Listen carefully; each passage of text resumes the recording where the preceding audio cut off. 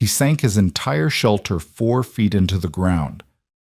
Aksaktuak, who had survived 50 Arctic winters and buried 4 children to the cold, told him plainly, "The fire will eat your wood. Then the box becomes a coffin." He had $47, 300 miles of frozen emptiness, and needed fuel the coast could not supply. On January 10th, 1907, the wind chill plunged past 90 below. But 7 months earlier, Ernest de Koven Leffingwell had never spent a single night on Arctic tundra in his life. In the summer of 1906, the schooner, Duchess of Bedford, pushed through the ice floes north of Point Barrow, carrying a 31-year-old geologist who had never felt cold that could kill. Ernest de Koven Leffingwell stood at the rail with his theodolite case strapped across his chest, watching the gray water churn against the hull. He had rowed crew at the University of Chicago. He had fought in Cuba during the Spanish War. He had published papers on glacial formations and won grants from the Royal Geographic Society. None of it mattered here. The ship's captain, a Norwegian named Mikkelsen, who had survived 3 Arctic winters, found Leffingwell studying his charts in the cramped cabin below deck. The young geologist had spread his maps across the table, marking survey points along the coastline east of Flaxman Island, 300 miles of unmapped territory, coastline that existed on no American chart, mountains that had never been measured.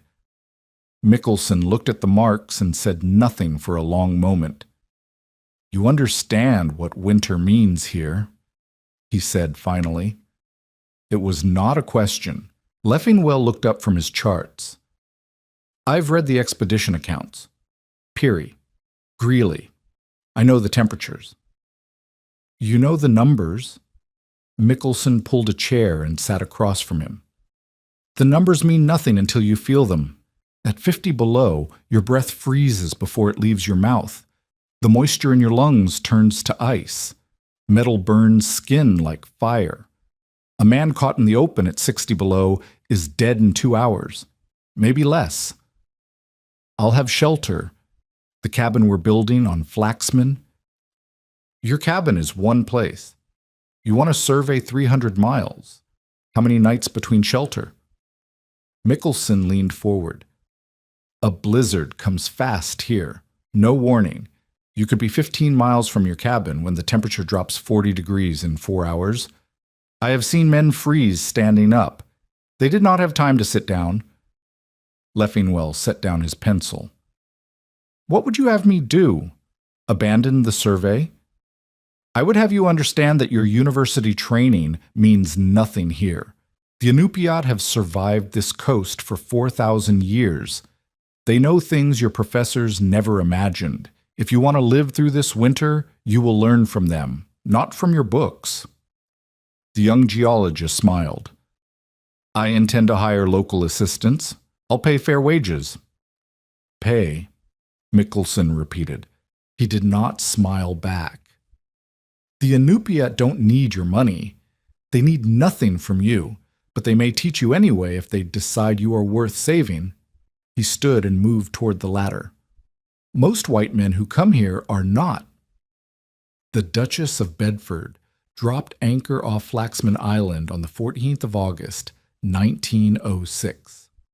The crew had 12 weeks, maybe 14, to build a cabin, stock supplies, and prepare for a winter that would last 8 months. The sun would disappear entirely by late November and not return until late January. Leffingwell threw himself into the work. He had $47 in personal funds. The expedition budget provided lumber, tools, nails, and provisions for 2 years. What it did not provide was experience. The cabin went up quickly. 16 feet by 20 feet, walls of salvaged ship timber, a cast iron stove in the center. Leffingwell calculated the fuel requirements with the precision of a man who trusted mathematics. At an average interior temperature of 40 degrees, burning wood continuously, he would need approximately 3 cords per month. 24 cords for an 8-month winter. He had 12. The driftwood along the coast was scattered and sparse. Each piece had to be dragged across the tundra by hand or dog sled. The physical labor was brutal. Leffingwell's rowing muscles burned and cramped in the unfamiliar cold. His hands blistered inside his wool gloves. His shoulders ached from hauling timber across frozen ground. By mid-September, the ice was forming along the shore. By early October, the Duchess of Bedford was trapped. That was when Leffingwell met the Inupiat families who lived in the sod houses 3 miles east of his cabin. The first time Leffingwell visited the village, he brought tobacco and sugar, trade goods the expedition had packed for exactly this purpose. He found 7 families living in structures that looked at first glance like mounds of earth. Low hills covered in brown grass, indistinguishable from the tundra itself. An elder named Aksaktuak watched the white man approach. He was perhaps 60 years old, though his weathered face made age impossible to guess. He had survived more than 50 Arctic winters. He had buried 2 wives and 4 children. He had seen white men come before, whalers mostly, and a few government men who asked questions and wrote in books and then left. This one carried a theodolite. "You are building a box," Aksaktuak said in English, rough, learned from traders at Point Barrow. "A wooden box with a fire inside." Leffingwell nodded. "A cabin. It's nearly finished." "The fire will eat your wood. Then what?" "I'll gather more driftwood. There's enough along the coast to last." "There is not." Aksaktuak did not raise his voice. "I have lived here since before your father was born. There is not enough wood on this coast to feed a fire for 8 months, not for one man burning continuously. You will run out before the sun returns. Then the box will become a coffin." The words landed like stones. Leffingwell looked at the sod house behind the elder. Smoke rose from a small hole in the center of the mound, but no woodpile sat nearby. No stockpile of fuel. Yet the family inside was clearly warm. He could hear children laughing through the walls. "How do you heat your homes?" he asked. Aksaktuak smiled for the first time. "We do not fight the cold. We let the earth hold it for us. Come, I will show you." The entrance to the sod house was not where Leffingwell expected. Instead of a door in the wall, there was a depression in the ground several feet from the structure. Aksaktuak descended into it, 4 steps down a sloping tunnel that dropped below the level of the tundra. Leffingwell followed. The tunnel was narrow, barely wide enough for a man's shoulders. It ran approximately 15 feet, descending further before turning sharply to the left. At the lowest point, the temperature was brutal, as cold as the outside air, maybe colder. Leffingwell felt the bite through his wool coat. Then the tunnel rose. 3 steps up through a trapdoor in the floor, and suddenly, impossibly, warmth. The chamber was perhaps 11 feet across, circular, with walls of whalebone and driftwood frames covered in caribou hides. The ceiling was low. Leffingwell could not stand fully upright, but the space felt open, alive. A raised platform at the far end held sleeping furs, and in the center of the room, a shallow stone dish held a small flame. One flame, no bigger than Leffingwell's fist. "The lamp burns seal oil," Aksaktuak said. "1 lamp, maybe 2, the rest is the earth." Leffingwell stared. Outside, the temperature was 12 degrees below zero. Inside this room, heated by nothing more than a flame smaller than a candle and the bodies of a family of 5, the air felt almost comfortable. 40 degrees, perhaps, maybe warmer. "I don't understand," he said. "The heat should rise and escape through the roof. The cold should pour in through the tunnel. The tunnel is the secret." Aksaktuak pointed down through the trap door. Cold air is heavy. It sinks.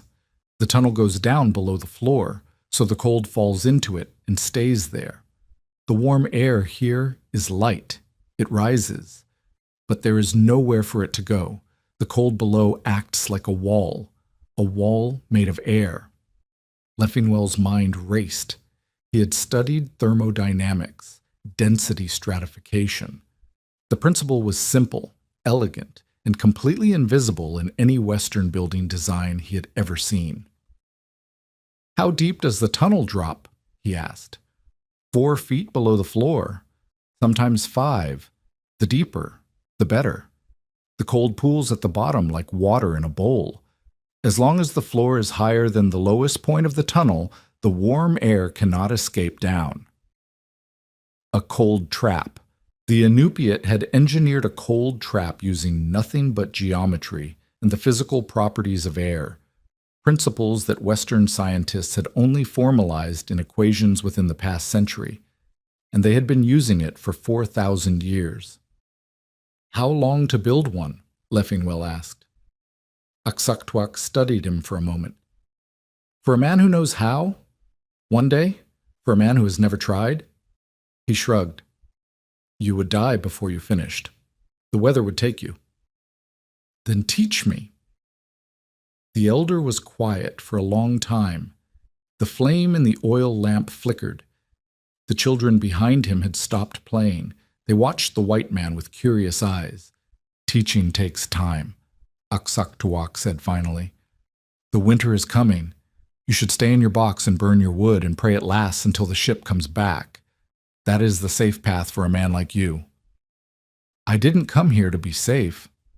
"No," the elder agreed. "You came here to measure the land, to make marks on paper." His eyes were sharp, unreadable. "The land does not care about your measurements.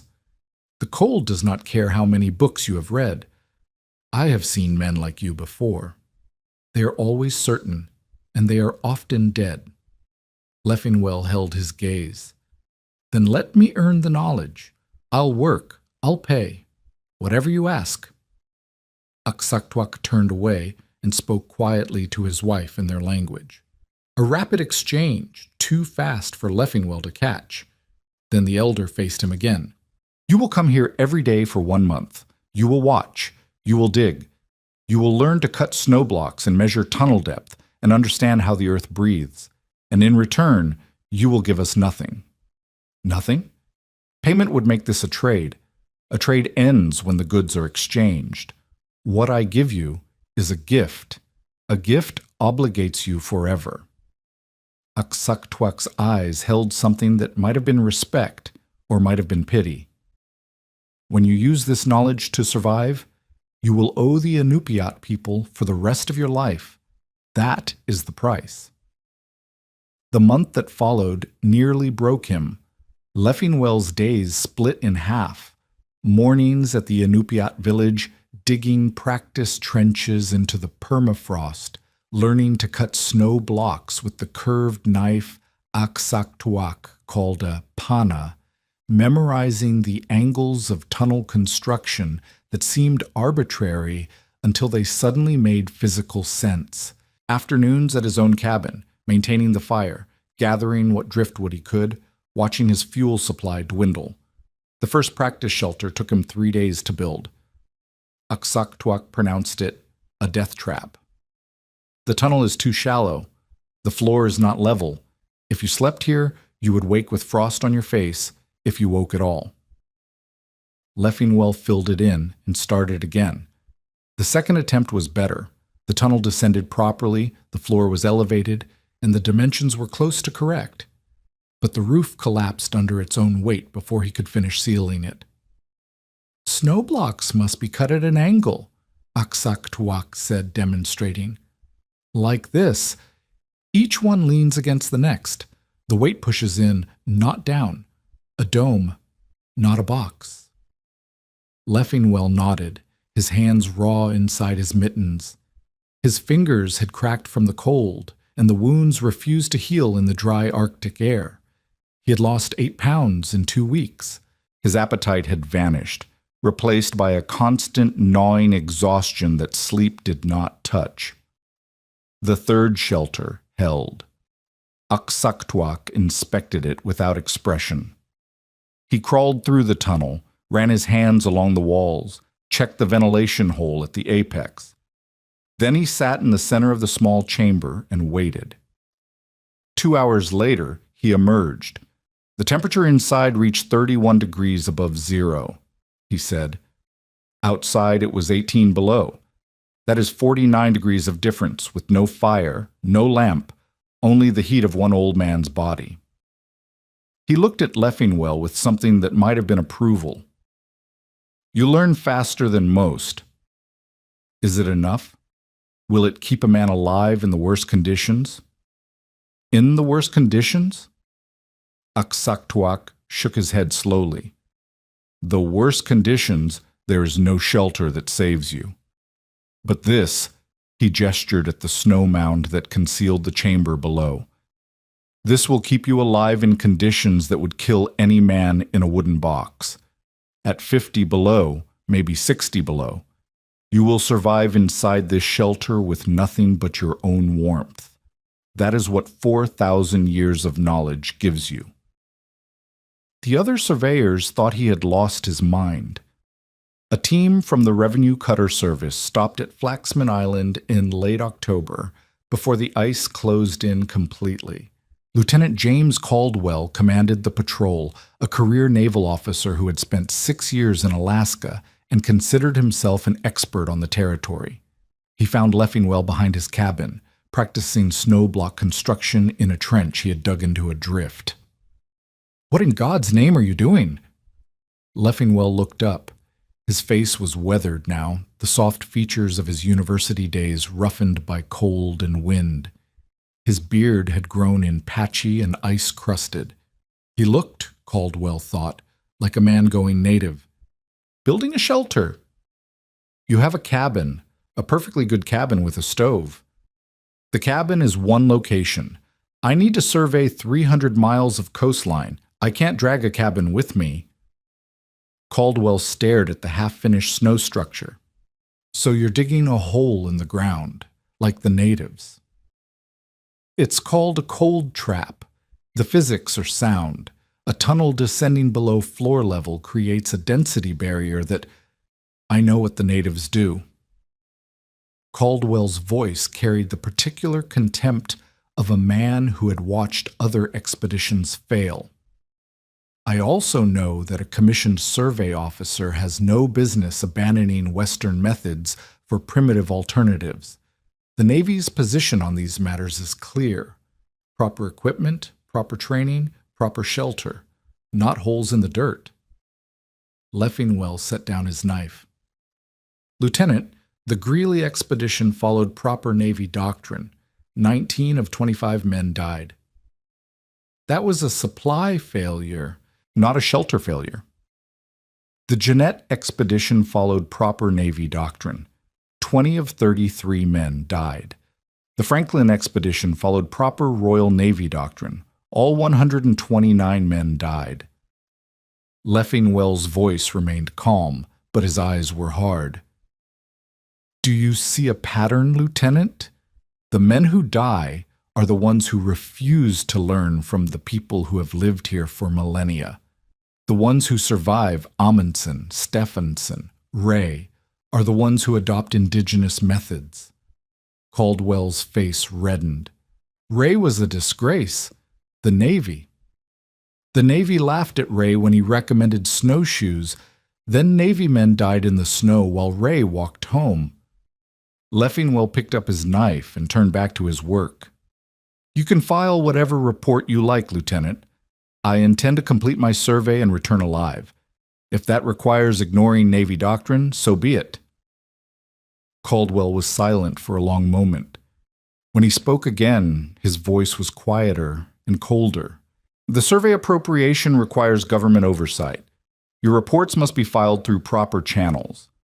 If your methods are found to be irregular, the funding could be withdrawn. Your maps could be rejected." He paused. You might complete your survey and find that no one accepts the results. Leffingwell did not look up. Then I'll have 300 miles of coastline mapped for my own satisfaction. Either way, I'll be alive to appreciate it. The lieutenant turned and walked back toward the shore where his cutter waited in the ice-choked harbor.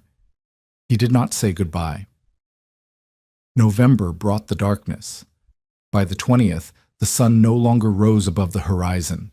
A gray twilight persisted for a few hours around midday, enough light to see, barely enough to work, and then the world returned to black.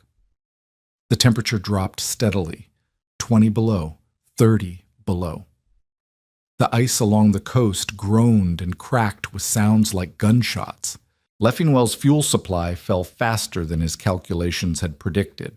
The problem was moisture.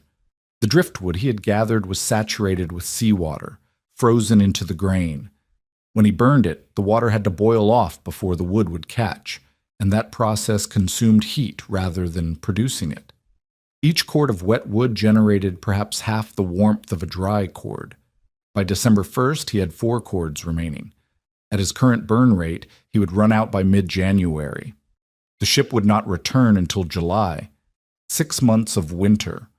4 cords of wood. The math was simple and brutal. He stopped heating the cabin continuously. He burned wood only in the evening, enough to raise the temperature above freezing for a few hours, then let the fire die overnight. He slept in his furs, fully clothed, his breath forming ice crystals on the ceiling above his face. The cold seeped into everything.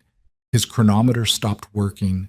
The lubricant in its gears had frozen solid. His theodolite's brass fittings contracted in the cold, throwing off his measurements. He wrapped the metal components in tape to keep his skin from freezing to them. And still, the temperature dropped. December 6th, 42 below zero at dawn. December 9th, 47 below. December 12th, 51 below, and falling. On the morning of December 14th, Leffingwell woke to find his water barrel frozen solid to the bottom. He had kept it inside the cabin, 3 feet from the stove.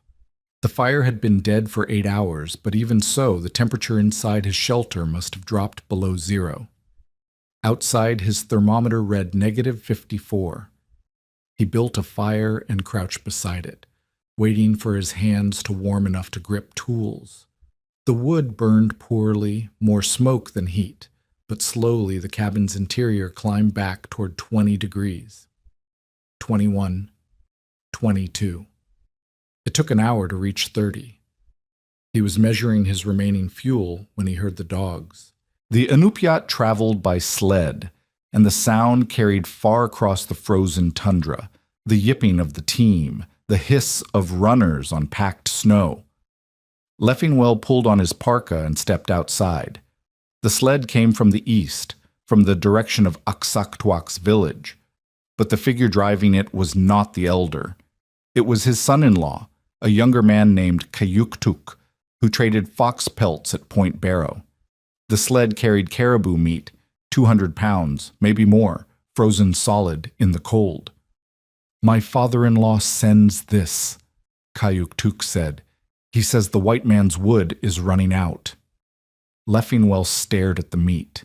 He had not asked for help. He had not admitted to anyone how desperate his situation had become. How did he know? "Smoke," Kayuktuk gestured at the cabin's chimney. "Thin smoke, not thick. Wet wood, not enough of it. Everyone in the village knows." He began unloading the meat, stacking it against the cabin wall where it would stay frozen. "You have been burning your shelter. Now you will eat instead." The meat would not heat his cabin, but it would keep him alive, and if he stopped burning wood for heat, what remained might last through the winter, if he had somewhere warm to sleep. "Tell Aksaktwak I will repay this," Leffingwell said. "You cannot." Kayuktuk smiled. "It was a gift. You owe it forever." That night, Leffingwell made his decision. He could not continue heating the cabin. The fuel would not last, and even if it did, the cabin's design was fighting him, heat rising to the ceiling, cold seeping in through every crack, the structure's volume too large to warm efficiently with the little wood he had left. But 3 miles east, a man was sleeping in a hole in the ground, heated by nothing but an oil lamp and his own body. And 50 yards behind Leffingwell's cabin, he had spent a month learning to build exactly that kind of shelter. Tomorrow he would start digging. The shovel was frozen to the ground outside his door. He freed it with the flat of an axe, then carried it inside to warm the metal. His hands were already cracked and bleeding from weeks of cold weather work. This would make them worse. He thought of Aksaktuak's words. A gift obligates you forever. The knowledge the elder had given him was about to face its test. He began at first light, such as it was. The gray twilight that passed for noon at this latitude gave him perhaps 4 hours of visibility. After that, he would work by lantern, or not at all. The site he chose was 50 yards behind his cabin, where a snowdrift had accumulated against a low ridge. The drift was deep enough to excavate without hitting frozen ground. Important, because digging through permafrost with hand tools was nearly impossible. Snow could be cut and shaped. Permafrost could only be chipped away in agonizing fragments. Leffingwell marked out the dimensions with stakes and cord. The living chamber would be 4 feet deep, 4 feet wide, and 6.5 feet long, just large enough for a man to lie down and sit up. Any larger would be harder to heat with body warmth alone. The entrance tunnel would run 6 feet from the chamber, angling down an additional 18 inches below the floor level. That depth was critical. Aksaktuak had been clear. The cold trap only worked if the tunnel's lowest point was below the chamber floor. The deeper the drop, the more effective the barrier. He started digging. The first hour was the worst. His muscles, weakened by weeks of reduced rations and poor sleep, screamed in protest. The shovel blade bit into the packed snow, each stroke sending shocks up through his arms and into his shoulders. His breath came in ragged gasps that froze into crystals before his face. By the second hour, he had cleared the top 2 feet of the chamber. By the third hour, his hands had stopped hurting. That was not a good sign. He pulled off his mittens and examined his fingers. The tips were white and waxy, the first stage of frostbite.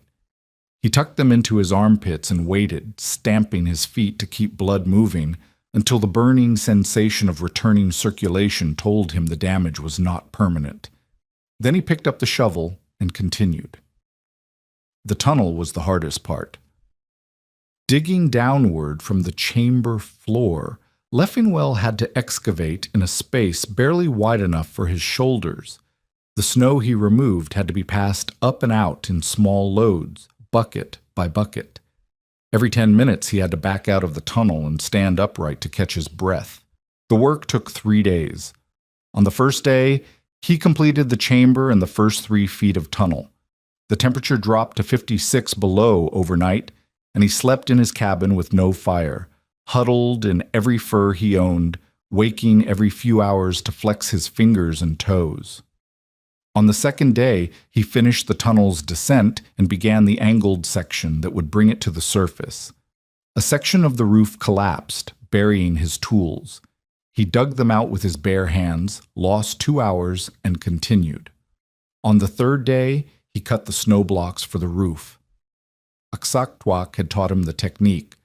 Cut each block at an angle so the edges locked together, then pack loose snow into the seams to seal them. The blocks had to be uniform in size, approximately 18 inches by 12 inches by 8 inches, or the weight distribution would be wrong. Too much weight on one side and the whole structure would collapse inward. His first attempt at the roof failed. The blocks were too thick, too heavy. They pressed down on the walls and cracked the support structure. He cleared the debris, recut the blocks to a thinner dimension, and tried again. This time, the roof held. He sealed the seams with packed snow, carved a ventilation hole at the apex the size of his fist.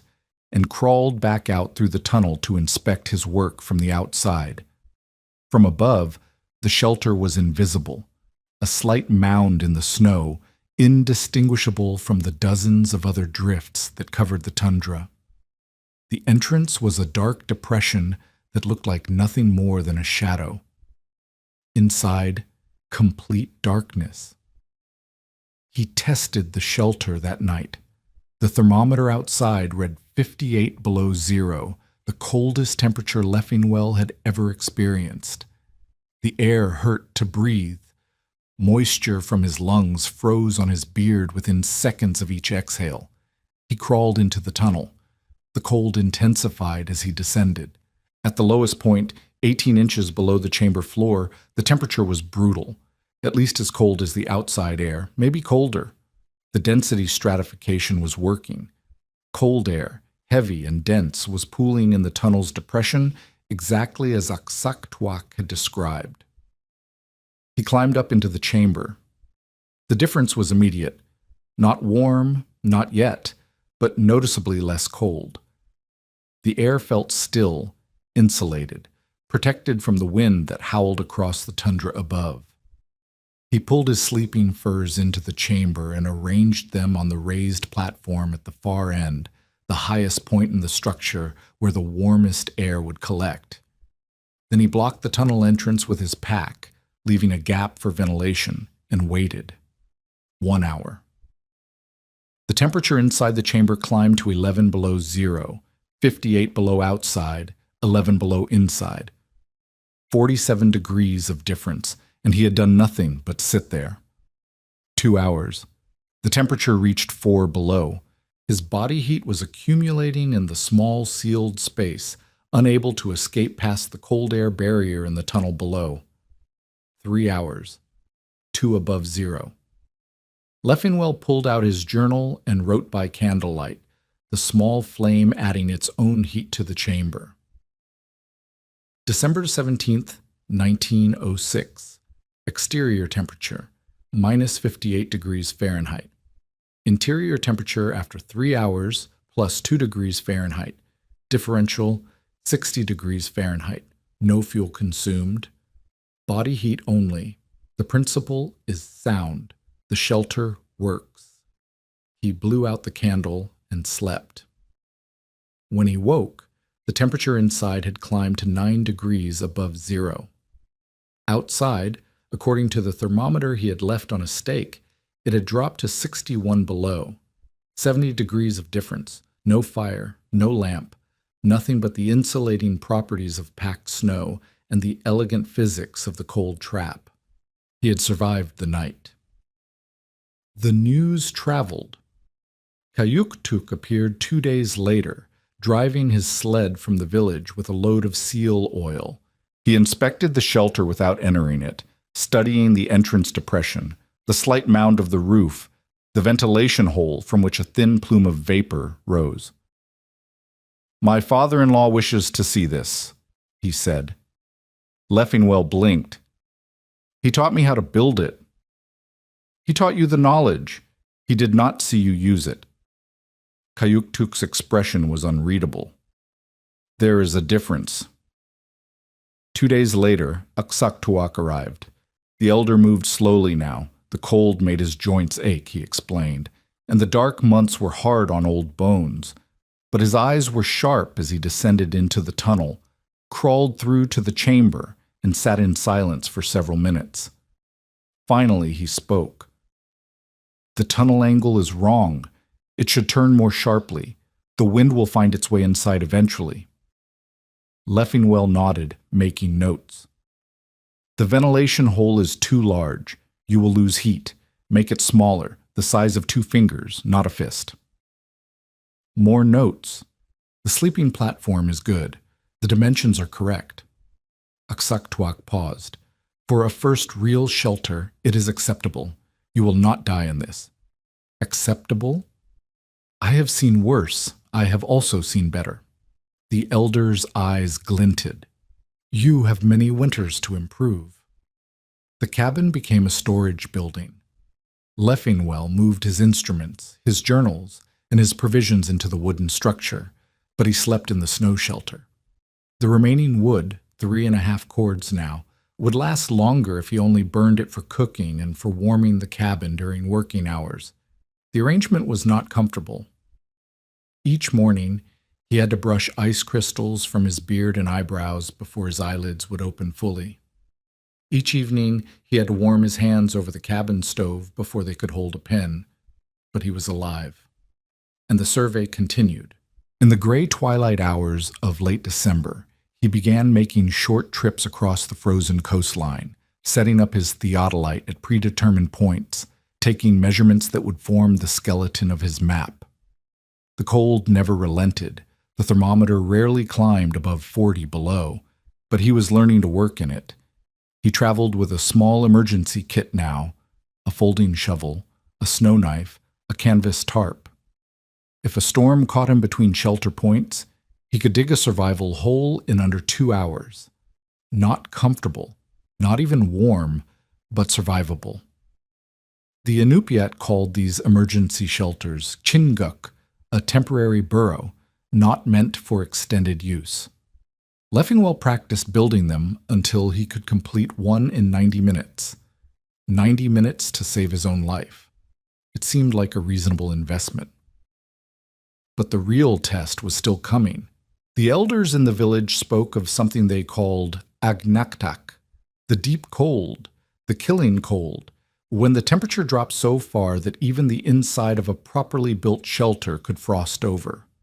It came most years in January or February, they said. It lasted 3 days, or 5, or 10. There was no predicting it. When agnaktak arrived, even the Inupiat stayed inside. No hunting, no travel, no work of any kind. You lived on stored food and seal oil, and the hope that the cold trap would hold. Leffingwell had survived at 60 below. He had built a shelter that maintained 70 degrees of temperature differential. By any rational calculation, he was prepared. But Aksaktuak had said something that stayed with him. In the worst conditions, there is no shelter that saves you. The temperature in late December held steady at 45 to 50 below. Cold, but manageable. The shelter performed as designed. The survey progressed slowly but steadily. Then January came, and the thermometer began to fall. 52 below on January 2nd, 56 on January 5th, 59 on January 8th. On January 10th, Leffingwell woke in his snow shelter to a sound he had never heard before, a deep, grinding creak that seemed to come from everywhere at once. The ice along the coast was shifting, pressure ridges building as the frozen sea contracted. He crawled out of the tunnel and checked his thermometer, 64 degrees below zero. The air itself seemed to crystallize. Each breath was a knife in his lungs. The moisture in his eyes froze, blurring his vision. He could feel the cold reaching through his furs, through his wool, through his skin, searching for his warmth. He retreated to the shelter. Inside, the temperature read 12 below, 52 degrees warmer than outside. The cold trap was holding, but outside, the wind began to rise. And in the village 3 miles east, a child was sick with fever, and the family was running low on seal oil, and the storm that was coming would last longer than anyone expected. The deep cold had arrived. The storm announced itself with sound before sight. A low moan rolled across the tundra from the northwest, rising and falling like something alive. Leffingwell had heard wind before. He had weathered gales on Lake Michigan, had felt the ship's rigging scream during the passage north. But this was different. This sound carried weight. It pressed against the walls of his snow shelter like a physical force. Inside the chamber, the temperature held at 14 below. The cold trap was working. The dense, frigid air pooled in the tunnel's lowest point, forming an invisible barrier that kept the warmer air trapped above. His body heat, accumulated over hours, had raised the chamber temperature nearly 50 degrees above the outside air. But outside, the outside was changing. He crawled through the tunnel to check his thermometer. The wind hit him like a fist. Fine ice crystals drove horizontally, scouring exposed skin, filling his eyes and nose and mouth with frozen particles. He squinted at the mercury column. 67 below zero, and falling. The wind chill, if such calculations had existed in 1906, would have registered somewhere below 90 below. Exposed flesh would freeze in under 2 minutes. A man caught in the open would be dead in 30. Leffingwell retreated to his shelter and sealed the entrance with his pack. The wind's howl faded to a distant murmur, muffled by 4 feet of packed snow. The shelter had become an island, a pocket of survivable air in an ocean of killing cold. He had food enough for 10 days. Water he could melt from the shelter's walls. His sleeping furs were rated for temperatures far below what the chamber would reach. He would survive this. But 3 miles east, in the village, the situation was different. Iain, the child's name was Nanook. He was 4 years old, the youngest son of Kayuktuk and his wife Arnaluk. He had developed a fever 3 days earlier, a wet cough that rattled in his small chest, a heat that burned through his skin even as the temperature outside plunged toward 70 below. The family's sod house was sound. The cold trap functioned perfectly. The seal oil lamps burned with steady flames, keeping the interior warm enough that the adults could work in their shirt sleeves. But the oil was running low. The autumn seal hunt had been poor. The ice had formed early, driving the seals north before the hunters could fill their quotas. Most families had enough oil to last the winter if they rationed carefully. Kayuktuk's family had burned through their reserves faster than expected, keeping the lamps high to sweat out the boys' fever. Now, with Agnaktak howling outside, they faced a choice: let the lamps burn low and conserve oil, or keep them high and run out before the storm passed. If the lamps went out, the cold trap would still work. The chamber would not freeze. But for a sick child with fever, not freezing was not enough. He needed warmth, real warmth, the kind that could break a fever and let a small body heal. Kayuktuk had made a decision. He would travel to the next village, 12 miles east, where his brother kept a larger oil supply. The trip would take 4 hours by dog sled in normal conditions. In this storm, with visibility near zero and the temperature dropping past 70 below, it would take longer. But his son was dying. What choice did he have?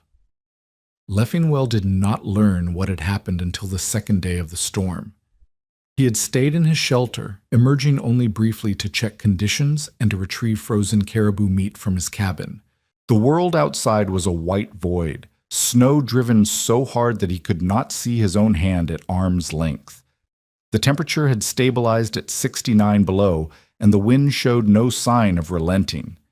Inside the shelter, he worked on his survey calculations by candlelight. The small flame added perhaps 3 degrees to the chamber's temperature, raising it to a relatively comfortable 8 below. His fingers were stiff, his breath still visible, but he could hold a pencil and make notes. The shout came from somewhere in the whiteness. Leffingwell heard it faintly through the packed snow, a voice, high and desperate, cutting through the wind's roar. He grabbed his parka and crawled toward the tunnel. Outside, he saw nothing. The storm had erased the world. But the voice came again, closer now, and he recognized it. Arnaluk, Kayuktuk's wife. She emerged from the white like a ghost, snow caked on her furs, her face raw from windburn. She was dragging something behind her, a sled, small, with a bundle of furs lashed to its surface. The bundle was the size of a child.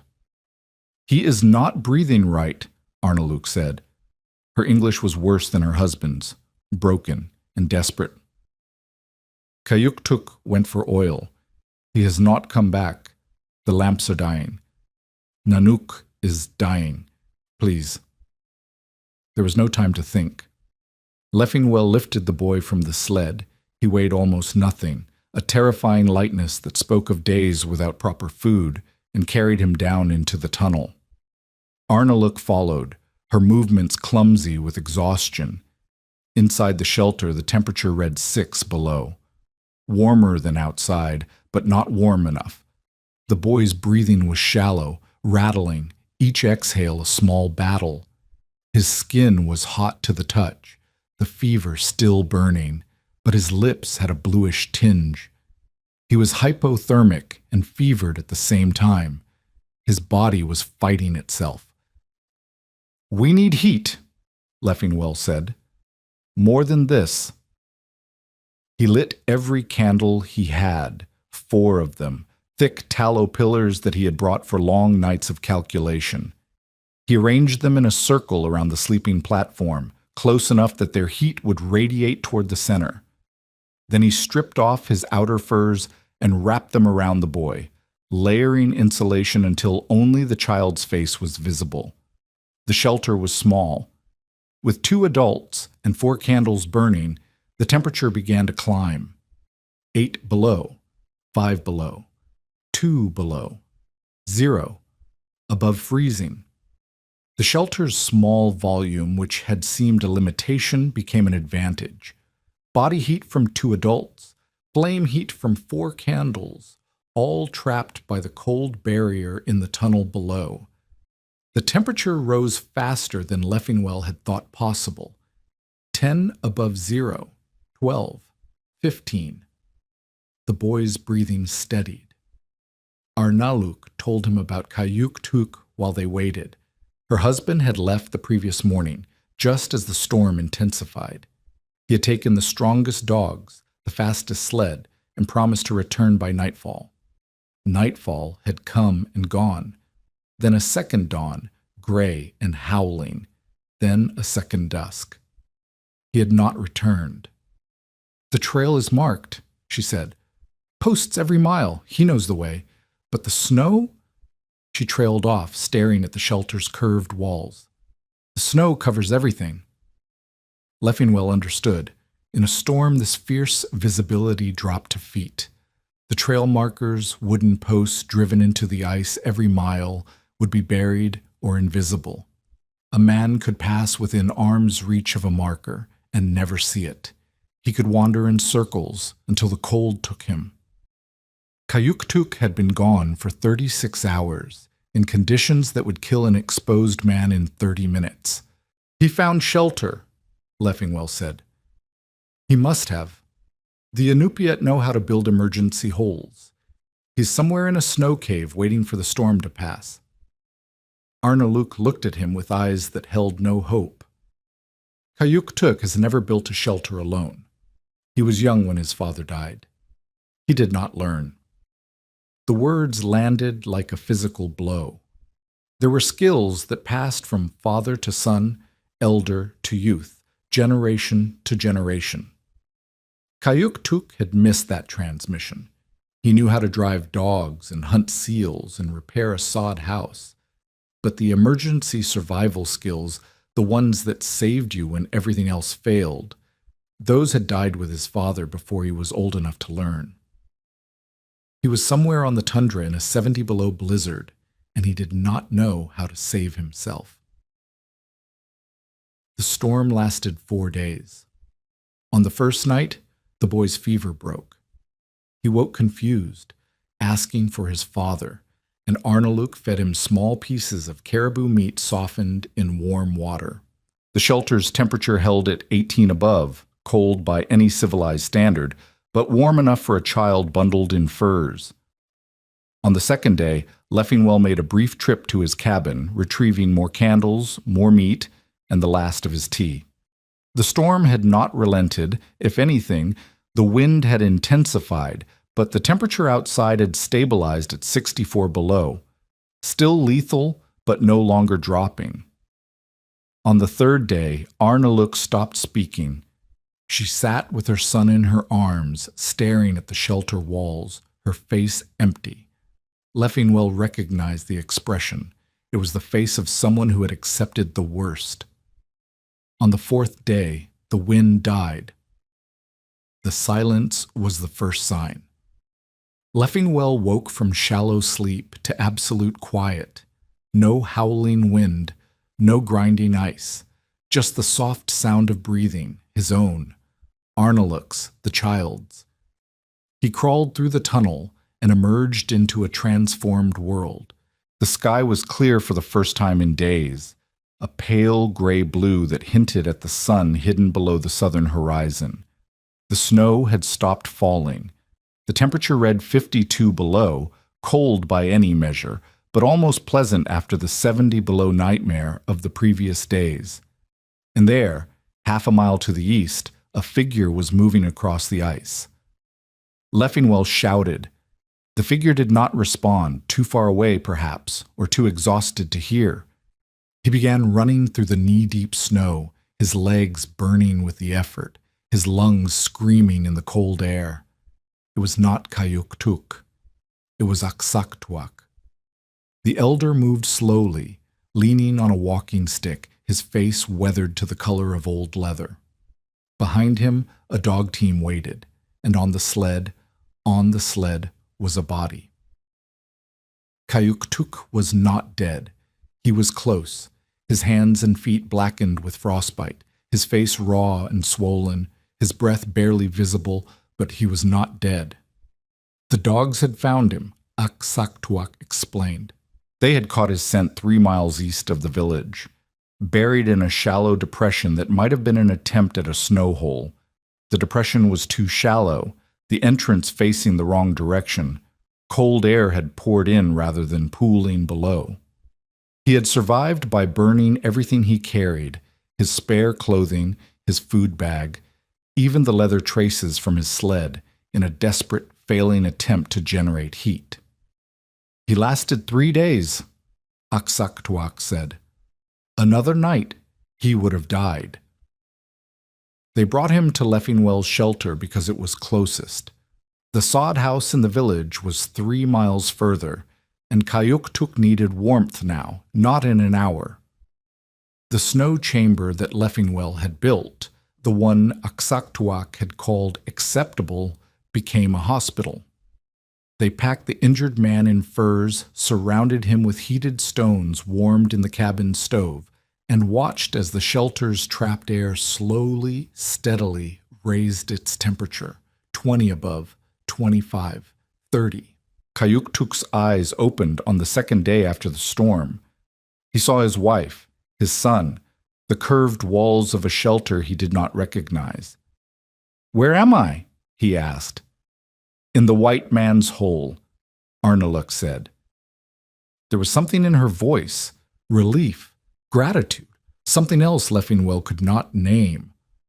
The one he dug behind his cabin. Kayuktuk stared at the ceiling. His hands were wrapped in cloth. 2 fingers would be lost to the frostbite, possibly 3, but his feet were intact. He would walk again. He would live. "The cold trap," he said finally. "It works." 70 degrees of difference, Leffingwell said. "Body heat only, no fuel. 4 candles raised it to 30 above." The injured man was silent for a long moment. Then he said something in his own language, too quiet for Leffingwell to hear. Arnaluk translated. "He says you have repaid the gift." But Aksaktuak shook his head. "The gift cannot be repaid," the elder said. He was sitting against the shelter wall, his eyes half closed, his weathered face unreadable in the candlelight. "That is what makes it a gift, but what you have done here, this is something different." He opened his eyes and looked at Leffingwell directly. "You took the knowledge we gave you. You built a shelter that my son-in-law could not build, even though he was born here and you arrived 7 months ago. You saved his child when he could not. You saved him when he was dying in a hole that was not deep enough." The elder paused. Outside the temperature was climbing, 45 below now, almost warm by Arctic standards. "I said you would learn faster than most. I was wrong." You learned faster than any white man I have seen in 50 years, and then you did something my own people have forgotten how to do. What is that? You built a shelter alone for yourself because you knew no one would save you if you did not save yourself. Aksaktuak's voice was quiet. My people have always built shelters together. Families, villages, generations. We did not need to learn alone because we were never alone. But the young ones, Kayuktuk's generation, they think shelter is something that already exists. They do not know how to make it from nothing. He stood slowly, his joints creaking. You will teach them, not because you owe us, because you understand something we have started to forget. The news traveled with the dog sleds. Within 2 weeks, hunters from 3 villages had visited Leffingwell's shelter. They studied the entrance tunnel, measured the depth of the cold trap, examined the angle of the roof blocks. Some asked questions. Others simply looked, memorizing the construction with eyes trained by generations of visual learning.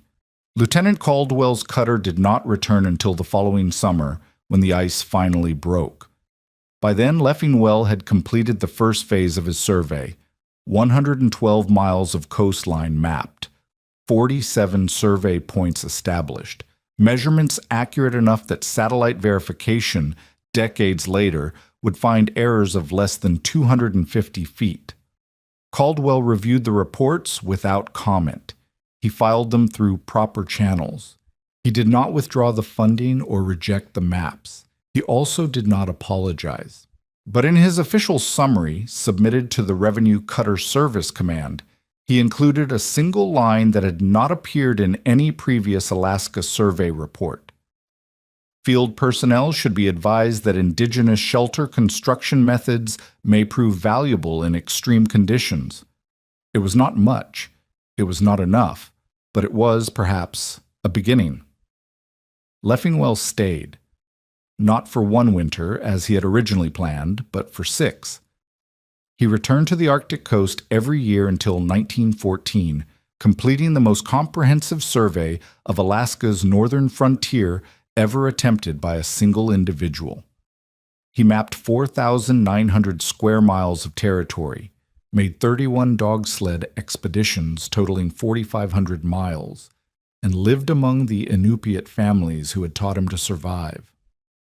His USGS Professional Paper 109, published in 1919, became the definitive reference for Arctic Alaska geology.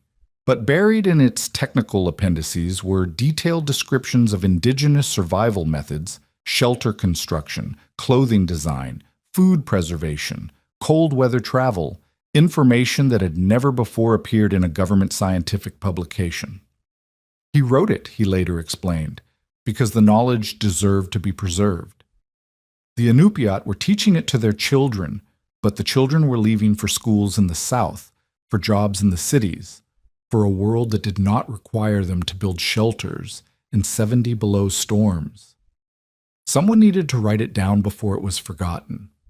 The paper was read by military planners preparing for expeditions to Greenland and Antarctica. It was consulted by Arctic researchers for decades.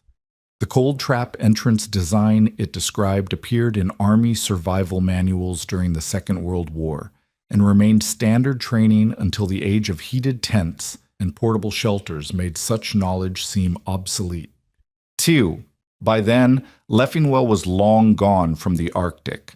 He retired to California in 1923, settling in Whittier, where the winters never dropped below 40 degrees and the only ice was in his drinks. He married late, had no children, and lived quietly in a small house filled with maps and instruments and photographs of a coastline most Americans had never heard of. He received the Charles P. Daly Medal from the American Geographical Society in 1925. He was elected to the National Academy of Sciences in 1933. When asked about his years in Alaska, he spoke rarely and briefly, preferring to let his published work speak for itself. He died on January 13, 1971, at the age of 96. The obituaries called him the oldest living polar explorer. None of them mentioned Aksaktuak, or the month he had spent learning to cut snow blocks, or the night a child's fever broke in a shelter warmed by nothing but candles and body heat. But the record remains. On January 10th, 1907, the temperature at Flaxman Island dropped to 67 degrees below zero, with winds exceeding 40 miles per hour. The wind chill reached an estimated 95 below. Exposed flesh would freeze in under 90 seconds. A man without shelter would die in half an hour. That night, a young surveyor from Chicago slept in a hole he had dug behind his cabin. The entrance tunnel descended 4 feet below the floor level. The cold air pooled at the bottom, forming an invisible barrier. The warm air stayed trapped above. Outside, 67 below. Inside, 18 above. Aksaktuak had said it plainly 8 months before. The fire will eat your wood, then the box will become a coffin. The fire did eat the wood, but the coffin never came. Instead, there was a shelter that required no fire, a design that had survived 4,000 years, and a man who was willing to learn it. Ernest de Koven-Leffingwell's maps still guide researchers working in the Arctic National Wildlife Refuge. His measurements still check against modern satellite data with errors measured in feet, not miles. His professional papers are still cited in geological surveys. But his real legacy is simpler than any of that. On the coldest night of his life, in conditions that would have killed him in any Western shelter, he survived, because he trusted the people who had been surviving there for 4,000 years. The snow has long since melted over the spot where he dug. The tundra has reclaimed it as the tundra reclaims everything, but somewhere beneath the surface, the contours remain a shallow depression, a tunnel that once descended 18 inches below the floor, a chamber just large enough for a man to lie down, the cold trap, the gift that obligates forever.